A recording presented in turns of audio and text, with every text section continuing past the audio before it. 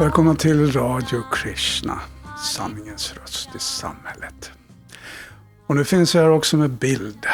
Och varför inte? Det var länge sedan vi startade Radio Krishna här i Sverige. Det var 1979 vill jag minnas. Och jag heter Priyavrata Das. Och var väl med lite sedan dess. Och sen hade jag hand om Radio Krishna i Stockholm. Början 85 och sen lite till och från fram till början av 90-talet. Och ja, vad jag ville göra helt enkelt är att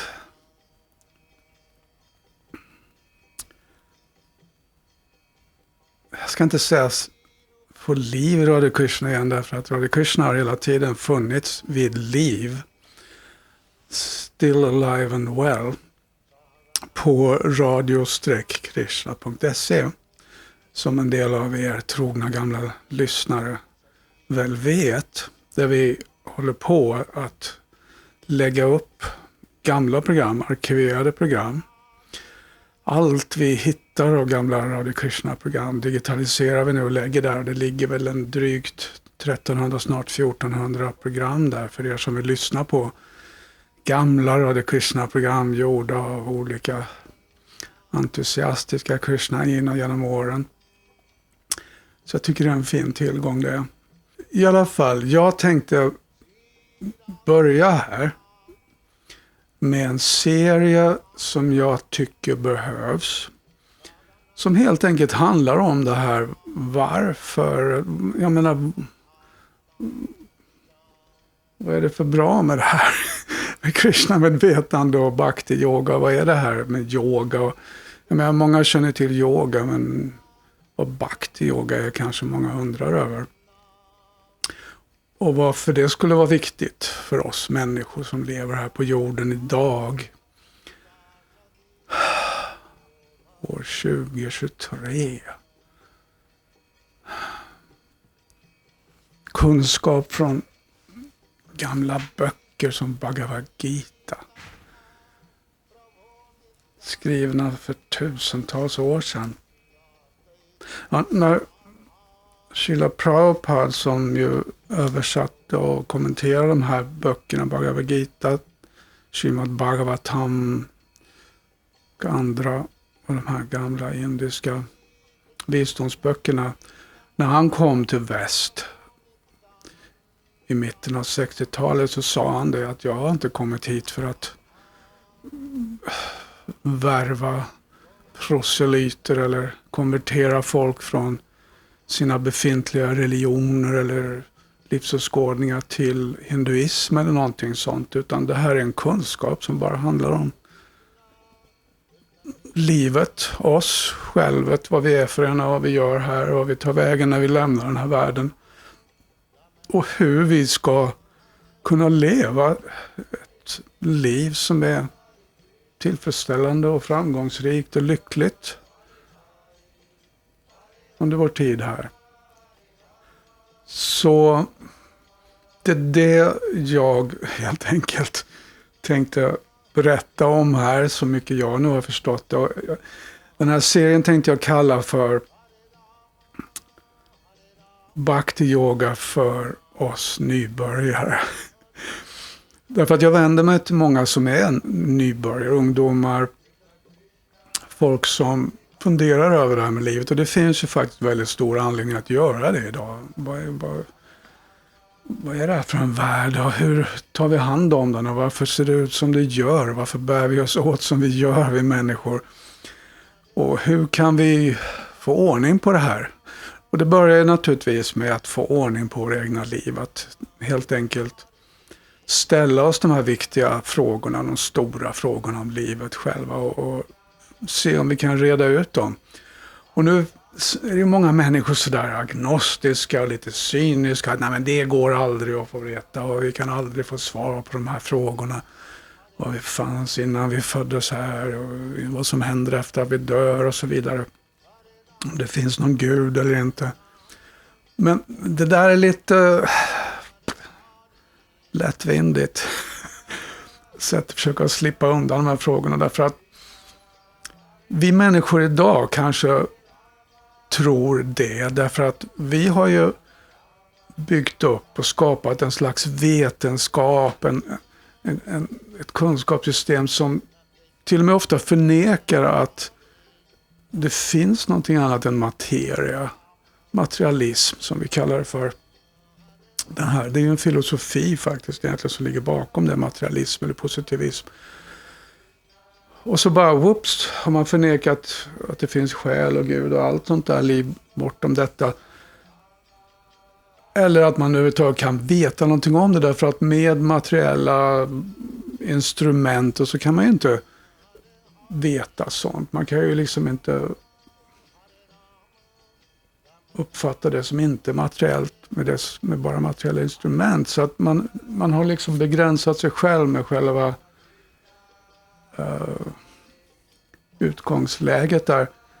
Så vi måste lite våga tänka i andra banor. Och det är ju naturligtvis, alltså materialismen tror jag själv, och det finns fler som säger det även inom vetenskapskretsar, att den håller inte helt enkelt. Och det de som är ärliga erkänner det, även de som är inom vetenskapsvärlden. Men det är inte det vi ska prata om här, utan okej. Låt mig prata lite om mina egna erfarenheter när jag var ung, i den ålder som kanske många av er är, som kanske lyssnar och tittar på det här. När jag var 20 så hade jag överhuvudtaget inte tänkt på såna här saker. Religion fanns ju där, och så fanns det vetenskap där på andra sidan, och jag var ju mer intresserad av vetenskap och tyckte religion var urlöjligt. För det var bara någonting man skulle tro på. För att det stod i någon gammal bok. Och för att några präster sa det och så vidare. Så jag var inte så intresserad av det. Och sen levde man ju som alla andra gjorde, mer eller mindre, som växte upp. Man är tonåring och man roar sig. Och man, oj, nu ska vi se vad kul vi kan ha i livet. Men sen när jag var 20 så... Jag kom över en liten bok i bokhyllan hos en kompis som var skriven av någon japansk munkaktig person som fullständigt gjorde ner vår västerländska livsstil, inklusive då min livsstil. Och jag satt där och läste och tänkte, nästan här är ju faktiskt korrekt, det stämmer ju. Jag lever ju, hur jag äter och lever och allting är ju helt ogenomtänkt och ohållbart egentligen, och skräpmat och allt möjligt. Och sen var det hela den här livsstilen på 70-talet, det var droger och det var alkohol och det var fritt sex och så vidare.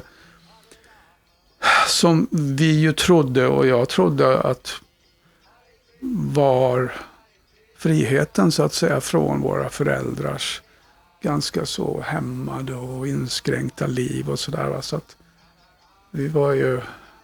vi hade ju fattat det, men så märkte jag att det funkar inte riktigt så. Och när jag var 21-22 då hade jag ju känt att jag hade gjort allting som går att göra. Ätit stort sett all mat som värd att ätas, och prövat det ena och det andra och rest hit och dit och prövat alkohol och droger och sex och nu kändes det mest som att det är bara samma sak om igen. Och jag läste just en liten vers i Srimad Bhagavatam som vi kommer att prata om senare här. Som använder just det exempel att säga att det är som att tugga det som redan tuggats om och om igen. Och exemplet där kommer från Indien, att när någon på morgonen när man går där ute på landet så pressar de sockerrör och gör sockerrörsjuice som är jättegott. Och så slänger de här sockerrören och så kommer korna och så är det någon som smaskar i sig och tuggar det där. Oj, det är sött och gott. Och så kommer nästa ko. Oj, sockerrör, och så tuggar han det. Efter ett tag så är det bara fibrer, men de kommer ändå där och tänker att det är sockerrör, det måste vara gott. Så jag kände väl lite sådär då att, vad är det? Är det inget mer med livet än att nu bara resten av mitt liv nu göra samma saker igen? Och jag blev också väldigt medveten om hur när jag försökte att ändra mitt liv, att äta nyttigare, att hålla mig från godis och skräpmat och alkohol och det ena och det andra.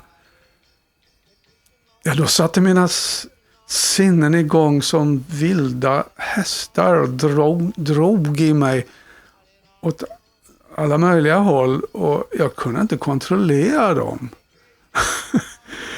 Jag hade aldrig varit med om det förut, att jag försöker att, så att säga, styra kontrollera eller behärska mig själv eller styra mina sinnen. Så jag tänkte, vad är det här för någonting? Och sen så hittade jag den här Bhagavad Gita. Där det finns en väldigt intressant liten vers som beskriver just det här. Att vi sitter som i en vagn som dras av 5 hästar. Och de här hästarna är då våra sinnen.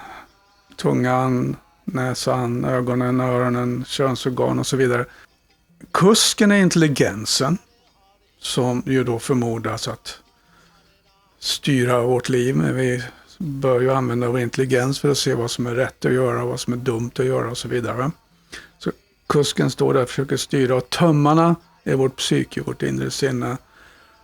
Och i baksätet som passagerare sitter vi, själen, självet, atman.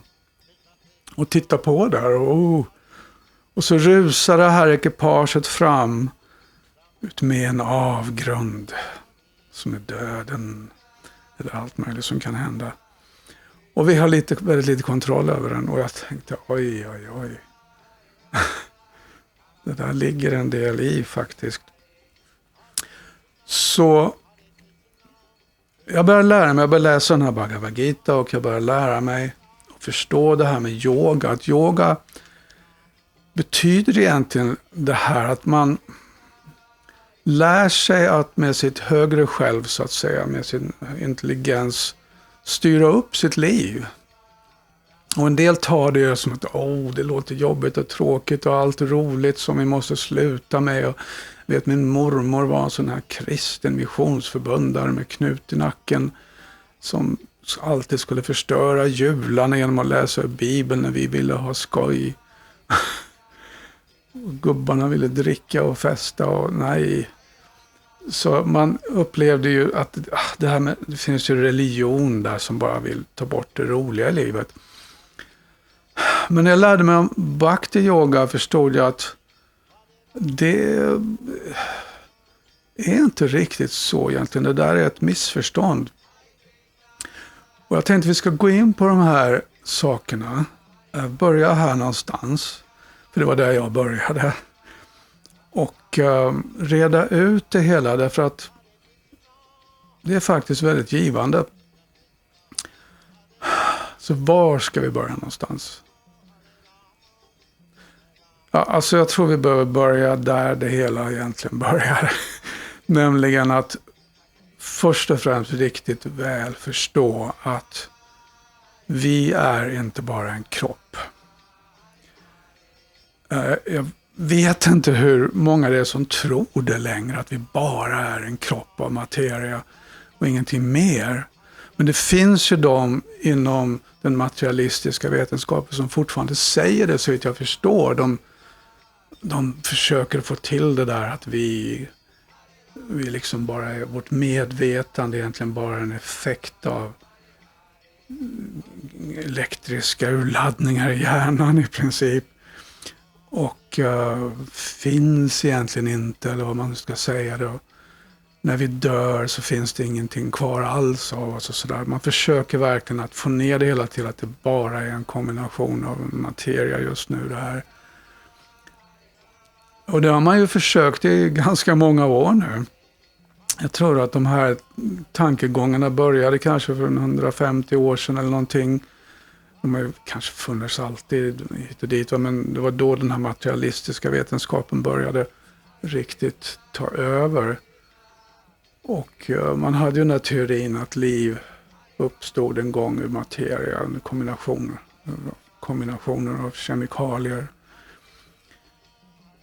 Men ingen har ju kunnat visa det där. Man har ju inte kunnat skapa liv ur materia, eller om man inte ens kunnat komma upp med någon vettig teori eller någon som håller alls för att försöka att ge ens någon slags modell för hur det skulle kunna gå till, hur medvetandet skulle kunna komma från någonting materiellt. Och nu förr fanns det väl den här Frankensteins monster-idén liksom att när Galvano och de här gubbarna började experimentera med elektricitet och stoppade elektricitet in i döda grodlår som då ryckte till och sådär, och muskler som då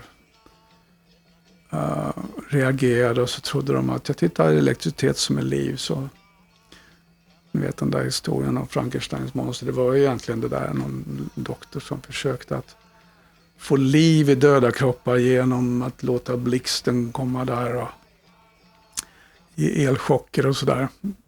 Fungerar ju inte riktigt så bra. Senare så kom ju den här, nu när vi kom in i datoråldern, den här teorin och idén som ju kan ju vara väldigt spännande, att vår hjärna är som en dator och vårt medvetande är helt enkelt, vår intelligens, allting är egentligen ungefär som en dators artificiella intelligens. Det där har man ju också. Det finns kanske de som inte erkänner det, men det där är ju också i stort sett har man gått ifrån, därför att det håller inte heller. Man har för det första inte hittat någonstans in i hjärncellerna, neuronerna, där man kan hitta bitar och bytes som är lagrade på något digitalt sätt eller något liknande. Jag läste på om det där en gång, och det är ju liksom elströmmar i de här neuronerna, de här cellerna där som fladdrar och går i varandra och påverkar varandra. Om man ska titta på hjärnan och de här fälten och hjärnvågorna och allting, så är det mer som ett hologram av väldigt konstiga interferenser mellan olika frekvenser av elektromagnetism. Så, och då finns ju naturligtvis de som menar att ja, men då är ju medvetandet och psyket och intelligens, allt det här mer som ett lagrat som ett hologram. Men då är det blir intressanta saker. Vi kan gå in på mycket som helst på det, men jag ska inte göra mer. Men jag vill bara säga att man har liksom inte kunnat, de håller på och spekulerar, men man har inte kunnat hitta sådant eller kunna förklara ens hur minnen är lagrade egentligen, för att inte tala om vad själva vi som medvetna levande varelser som betraktar och upplever. Och det är fullständigt bortom det materiella. Så i alla fall, jag förutsätter väl att många som tittar på det här, lyssnar på det här, redan kan se det. Och så att vi inte behöver sitta och argumentera för mycket om det.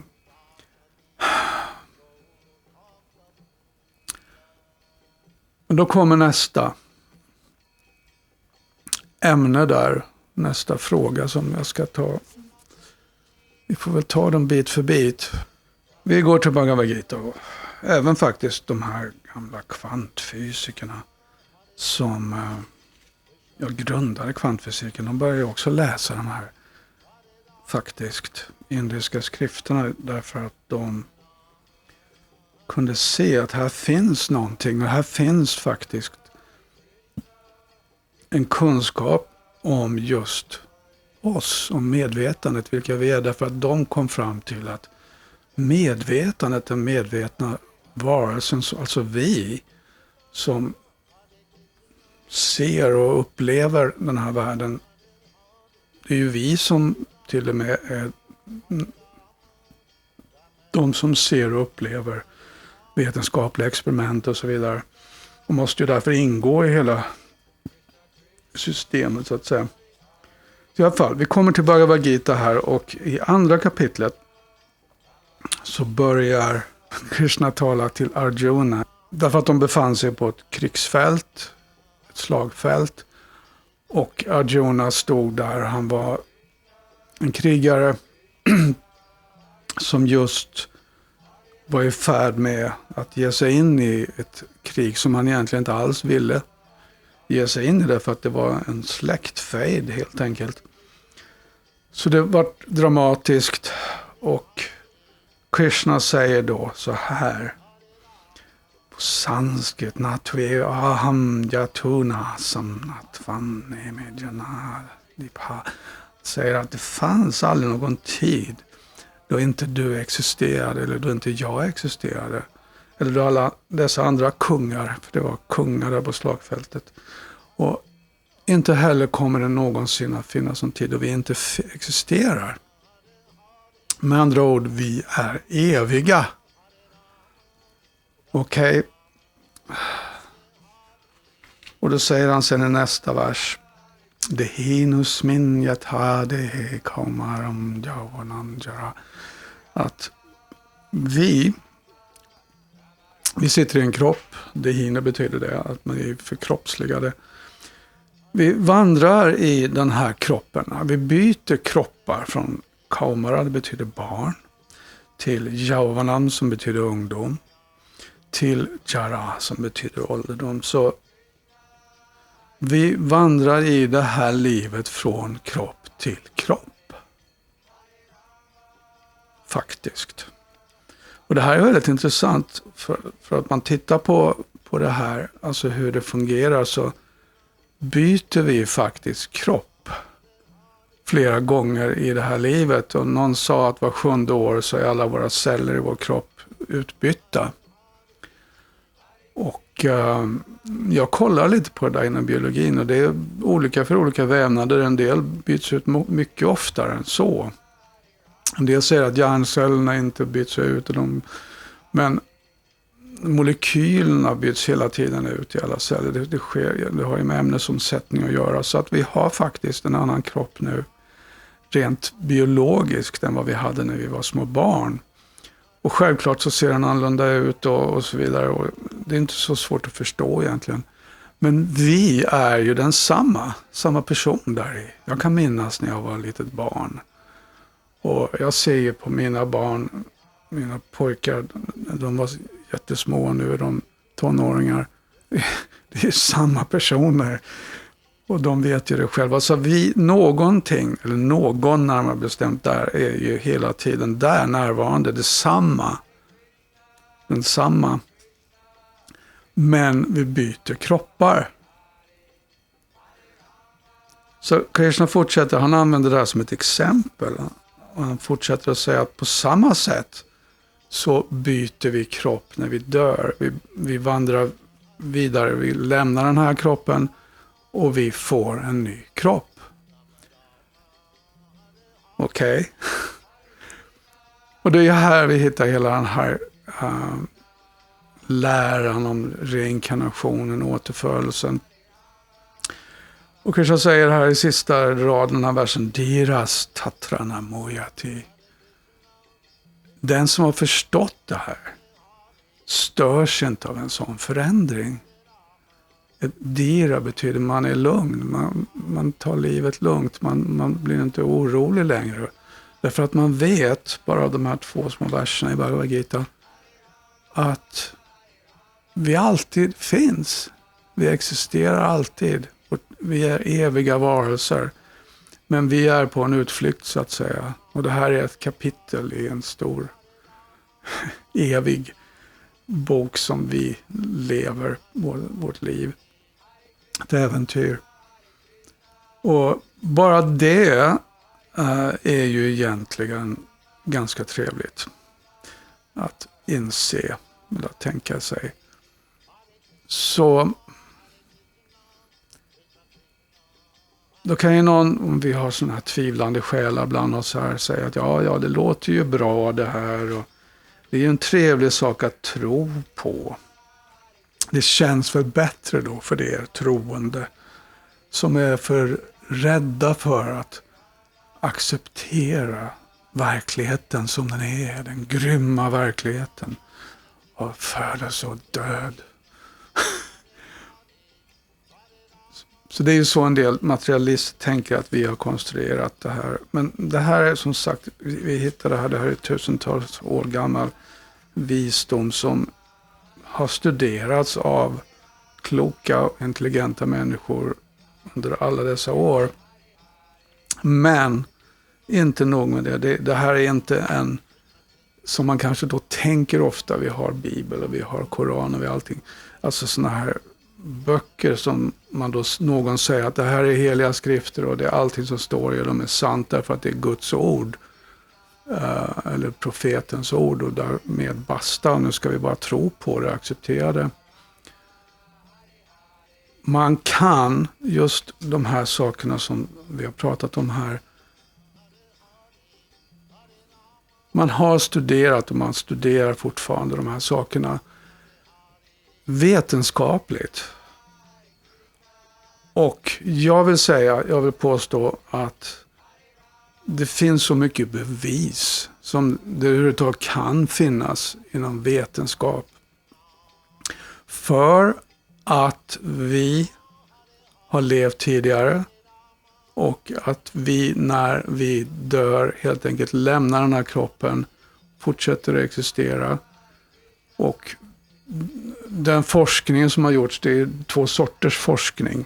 En av dem har gjorts väldigt, väldigt ingående på University of Virginia av en professor som heter Ian Stevenson, och nu av hans, för han har väl gått bort tror jag, vandrat vidare.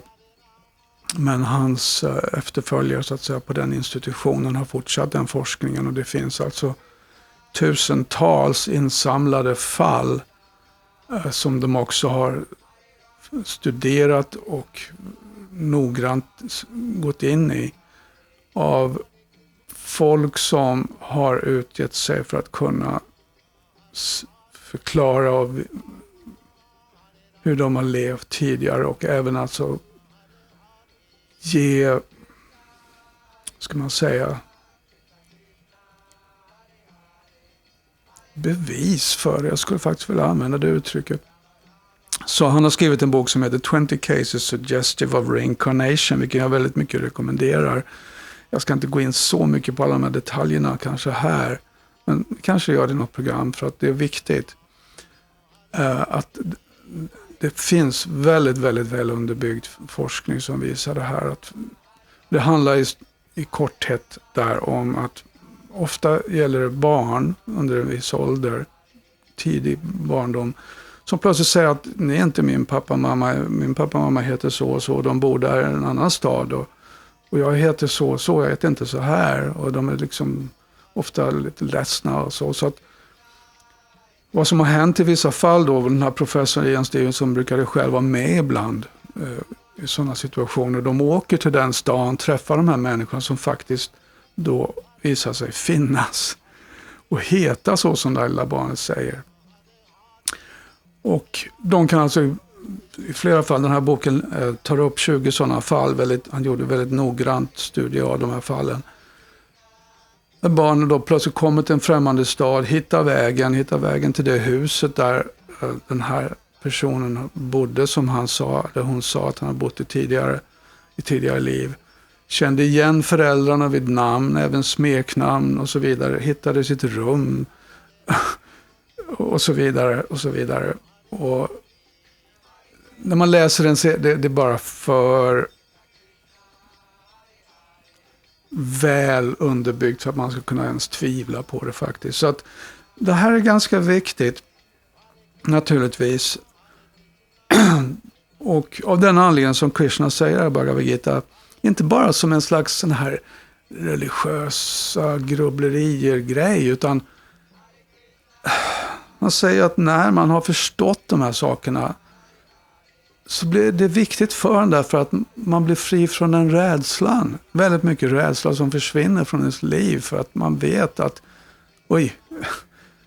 den här döden som vi kallar det för, som kan komma när som helst, jag kan falla ner här nu, är inte slutet på mig. Det betyder bara att jag då befinner mig någon annanstans. Och det här är ju, för att få lite perspektiv på det här, jag läste häromdagen att några sociologer som hade gjort någon studie där, att bara kanske 10% av människorna på jorden även idag tror att det här är det enda livet vi har, och att det här är den enda världen som finns. Och folk här uppe i Skandinavien till exempel, som jag också läste om, tillbaka uppe till samer och de här urfolken som fanns ända tillbaka till istiden.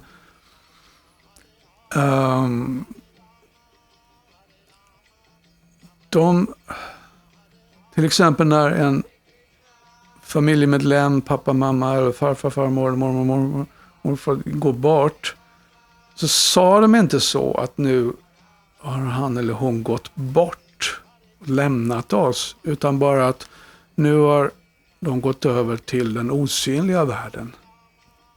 Och man fortsatte att ha sin relation där till dem. Och det här hittar man i väldigt många, men inte alla gamla kulturer. Jag var i Kina och var med där på och det här var bara några år sedan, 10 år sedan någonting. Var med på en sån här tillställning då en familj åkte för att vad ska man säga, göra en liten ceremoni till sina avlidna, farfar, farmor tror jag det var. Och där man gjorde så, man talade till dem, man gav dem gåvor och man gjorde små offringar, det var röker, så det var mycket som i Indien. Till och med låtsas pengar som man gav. För att, så att säga, och jag frågade dem, hur ser ni på det här? Ser ni det som att de här förfäderna eller de avlidna finns där och att ni har kontakt med dem när ni gör den här handlingen? Och de sa, ja, vi gör så, vi ser så.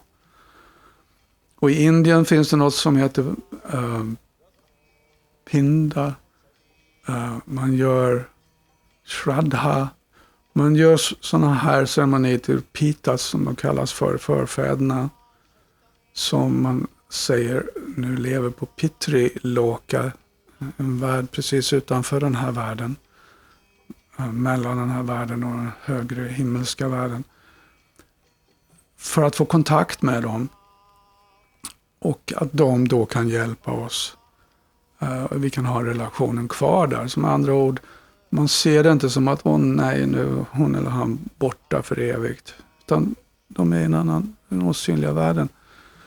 Så alltså det här är exempel på hur den här kunskapen egentligen kan hjälpa oss väldigt mycket. Dels med de här ursprungliga frågorna, alltså själva de här stora livsfrågorna.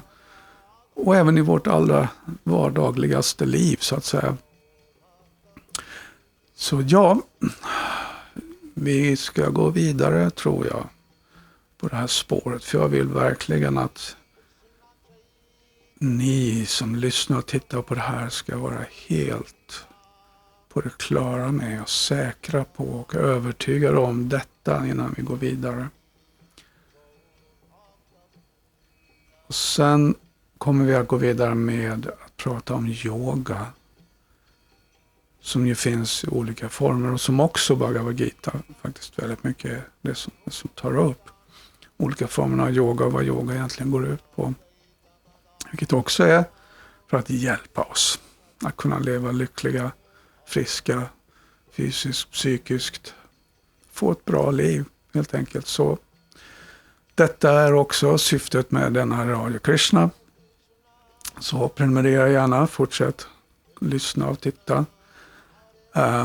Jag har, om det blir populärt, om vi får titta här och så vill jag försöka expandera det ännu mer, ta med fler i programmet, kanske gamla kända Radio Krishna-röster som kommer att dyka upp här också. Vi får se, det beror på er om ni är intresserade.